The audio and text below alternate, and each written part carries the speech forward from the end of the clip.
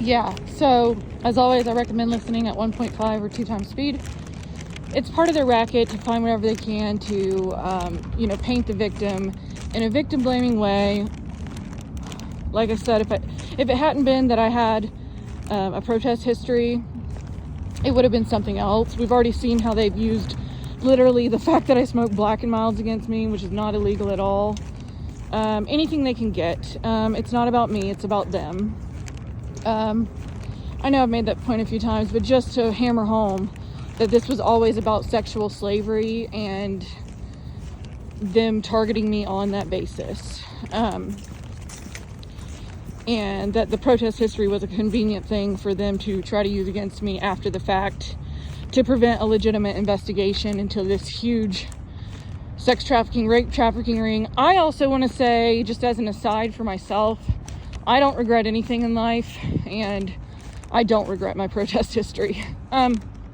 Okay, so the other point I wanted to make for anyone who might be confused, this Italian man that worked for Paragon is a third party. They are a private security contractor that the FBI and other 3-letter agencies work with to do things like, be the first point of contact to get into the building.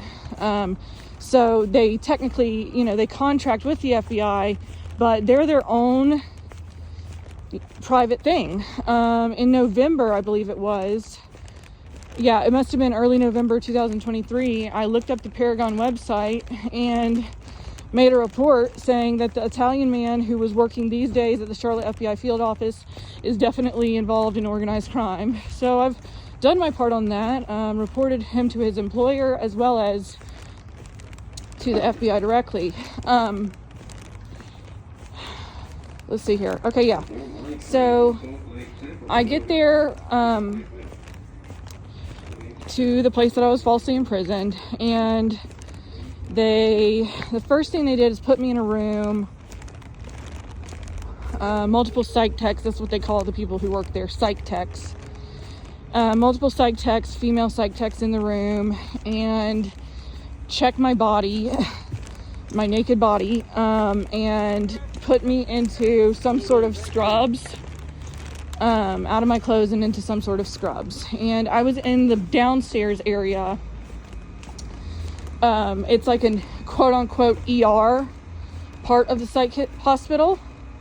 And one thing from that was that, I was advocating for myself nonstop. And I said, I've been raped and stalked multiple times, including, less than a week ago, because the last time they raped me on that vacation had been less than a week ago at that point. And one of the psych techs said to me, well, you're safe here. And I immediately knew I was not safe there. I mean, any place I'm going to sleep that I can't, by this time I knew that any place that I'm going to sleep that I don't have a full alarm system and, all points of entry accounted for, I'm not safe, because I knew how big this network, unfortunately through no fault of my own and totally against my will, I knew how big this thing ran. So this emergency bottom floor, quote unquote emergency part of the psych hospital, one super important detail about it is that both males and females are held there. So both males and females are sleeping in the same quarters. They had me on a couch in the middle of the hallway, but it was like a rolly couch, and there were various other female quote unquote patients that they had in that hallway as well. And then there were separate rooms in this part of the psych ward as well.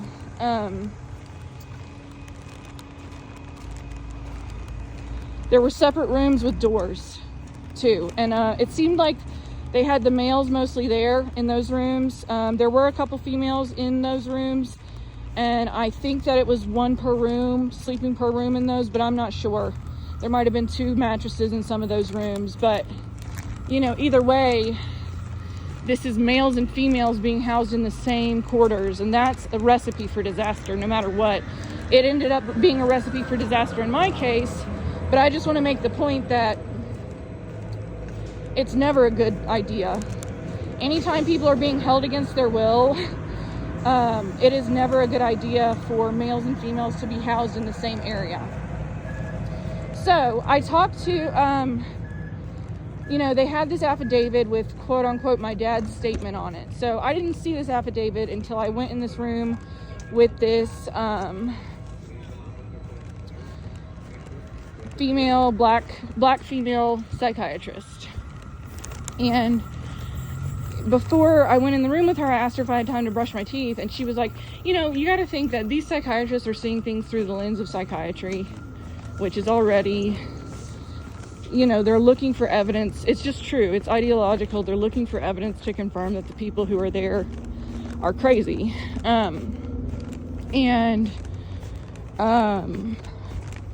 So I went in the room with her, and she's reading the facts of the affidavit to me, but she's asking a lot of questions that I don't want to answer because I know the bigger context here, and I know that any piece of information I give her is going to be used against me in this case. About all this other stuff. They had managed to coax a lot of information out of my dad and then paint it like she has erratic behavior. That's something they wrote on the affidavit. The exact wording of the affidavit is such a prosecution of what they did to me and the false imprisonment they did to me. One really important piece of the affidavit is that at the bottom it said she is a harm to herself or others. Now, my dad never told me that it was FBI that met up with him, but I know that it was. I know that there were, I know that it was. I'm able to surmise that it was definitely police.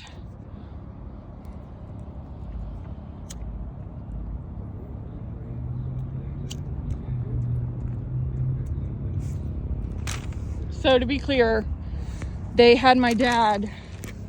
Somebody set me up. I know who it was. I'll say later. They had my dad meet with them at an outside location. When he dropped me off that night of Saturday and he said he was coming back, he went straight to whatever outside location that he met up with them at. And then they clearly went to the magistrate all together. They wrote out this statement and clearly went to the magistrate with it. But it's clear that my dad did not physically write the statement.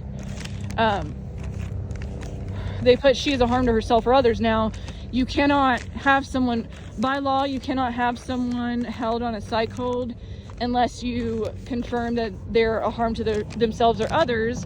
Well, a lot of the times with stuff like this, they don't get to that part until later, right? They don't get to that part until you're in the psych ward, and then the psychiatrist determines whether you're a harm to yourself or others, which is then used to determine whether you need to be held there. But because these racketeers within law enforcement already knew that their goal was to falsely imprison me and close the deal, so to speak, they wrote that on the affidavit, she is a harm to herself or others. From my dad's perspective, my dad said he never said that. He said that they asked him, is she a harm to herself or others? And he gave some kind of vague statement. My dad did betray me. Obviously, I mostly blame the racketeers and law enforcement responsible for this. And I want to be absolutely clear that it's not just a case of, well, she keeps showing up, so let's falsely imprison her like under a more innocent guise. That does happen, like when it's, let's generously call it misunderstanding of organized crime. Let's generously call it that, and that's just how the system works. I still disagree with it then, but this case is not a case of that. This is a case of specific racketeers within law enforcement who are connected to the rape traffickers having me falsely imprisoned for those purposes. And I know that based on the other pieces of information that I detailed in the last video. This was specifically part of the traffickers' plan. Now, I'm not claiming that I'm going to be clear and specific. It's all messed up, but I'm not claiming that every single police officer, like for example, the 5 CMPD officers that showed up to my door to have me falsely imprisoned. I'm not claiming that every single one of them is in on the rape trafficking. I am claiming that whoever headed up the whole operation of speaking to my dad, writing out the affidavit, and having me falsely imprisoned, I am absolutely claiming that that person is in on the rape trafficking, and specifically connected to most likely federal authorities in Texas. Well, I know it's some kind of federal authority. I don't know exactly which agency in Texas. That there was specific contact between federal authorities in Texas and in Charlotte to make this happen. Well, the ones in Texas have got some sort of connection. So I want to make it clear that I'm not claiming that every single law enforcement officer who is a part of this is in on the rape trafficking. I'm claiming that there's overlap, and there absolutely is. Racketeering. And any investigation into my claims will prove such claims. There hasn't been an investigation because they turned it around on me. One sec.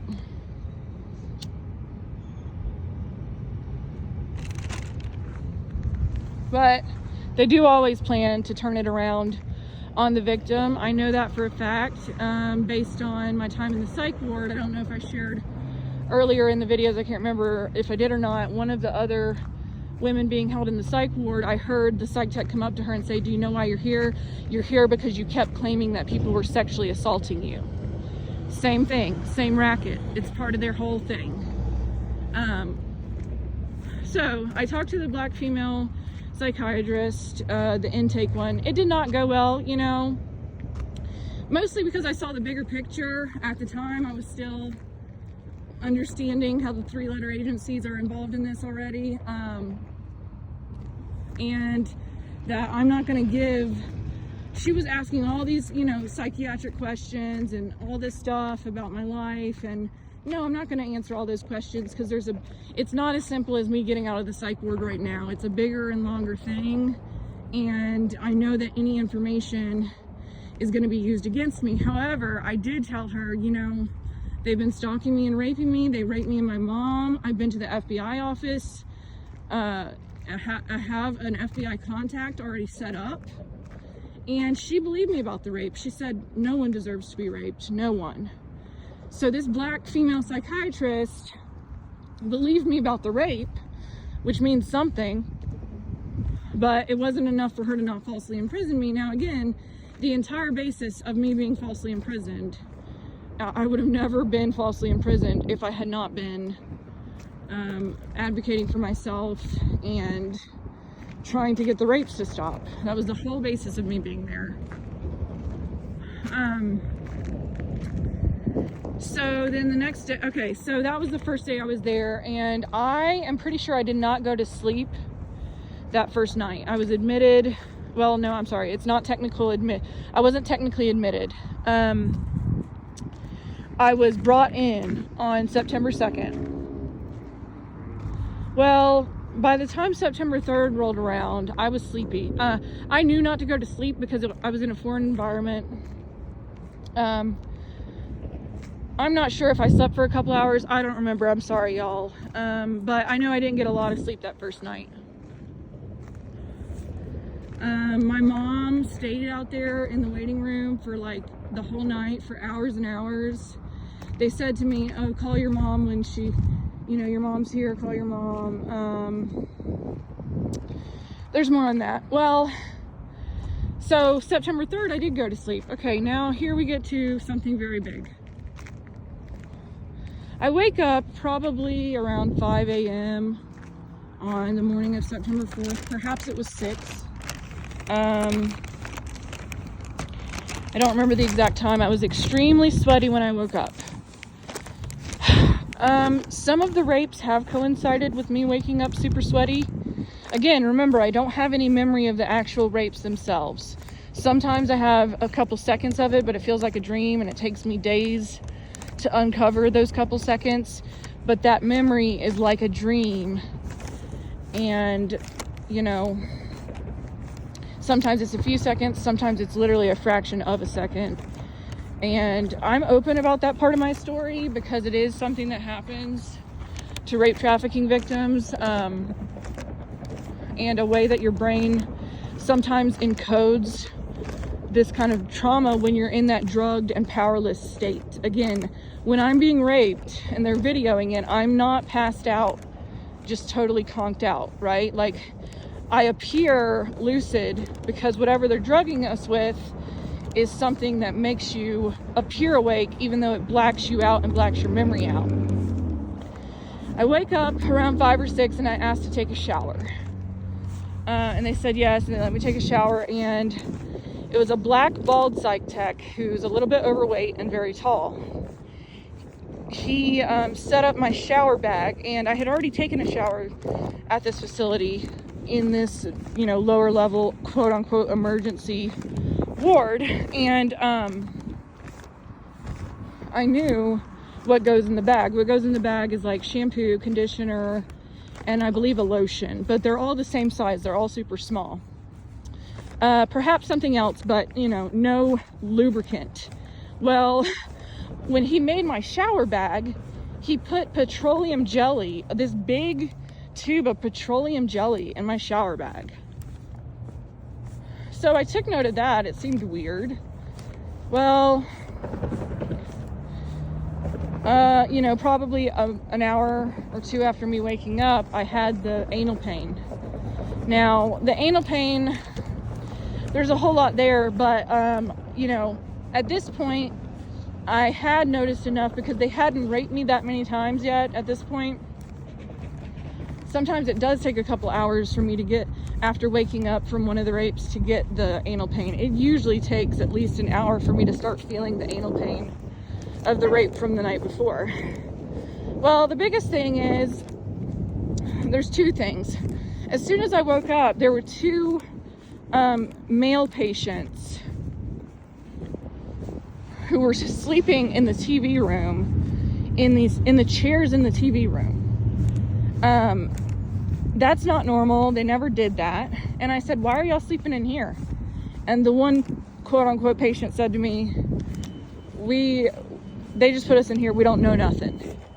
And I took a mental note of the fact that he said we don't know nothing, because I don't know what he meant by that, because I just woke up and I'm just asking a question about my environment, and it's weird that they had them sleeping on the literal up and down chairs where they couldn't even lay down.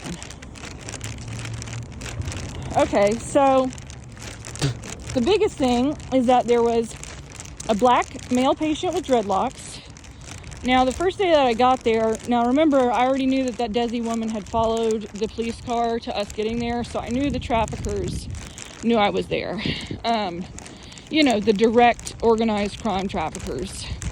I knew they knew I was there. Well, he had been on the phone, and while he was on the phone, he was like staring at me really, really hard. Just one of those things you take a mental note of, right? It doesn't mean anything in and of itself. Well, then he was in the TV room, and I went in the TV room, and I guess he started a conversation with me, and I was just like, trying to be friendly, have a normal conversation where I'm locked up in here, so I might as well try to make the best of it or whatever. So to me, this is just a man I've never spoken to before. And he's like, he said something about where he's from, and, he said one important piece of information that could be used to identify him is he said that he was there from Anuvia, and he had a wrap for his locks on top of his head. He had it wrapped up in some white, I believe it was a towel. So, I'm just being friendly. And then he's like, well, I'm married. I'm just here, to try to get my stuff together. I'm here from Anuvia, or whatever he said. I believe he said Anuvia, but it was some drug program. And he's like, well, I'm married. And I just thought, and I just kind of walked away. Well, then we're lining up for breakfast, and there's a white sheet on my sofa. They had asked me when I got there, a white male with long brown hair, who is a psych tech, asked me if I wanted a sheet for my sofa, and I said yes. And at that time, I had woken up, taken a shower. I hadn't looked at my bed, and I go over there, and he's messing in my covers. And I go and look. As soon as he spots me spotting him messing in my covers, he he covers something up and then kind of runs away pretty much. And, you know, you got to understand that throughout this whole thing, I've had the cards stacked against me. So before I, you know, yell fire, so to speak, I have to investigate and see what's actually going on.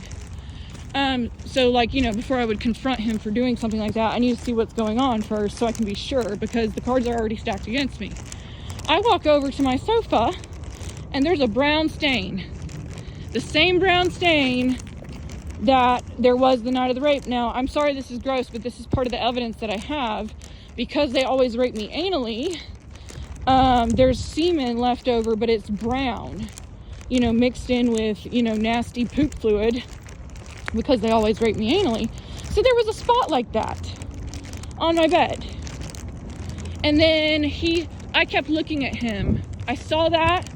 I kept looking at him, and I noticed him avoiding me.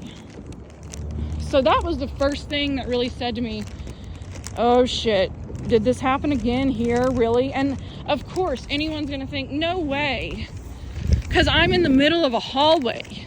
I'm in the middle of a crowded hallway. But there's nothing else that would explain that semen stain. So at that point, I'm putting together that with the petroleum jelly. One second.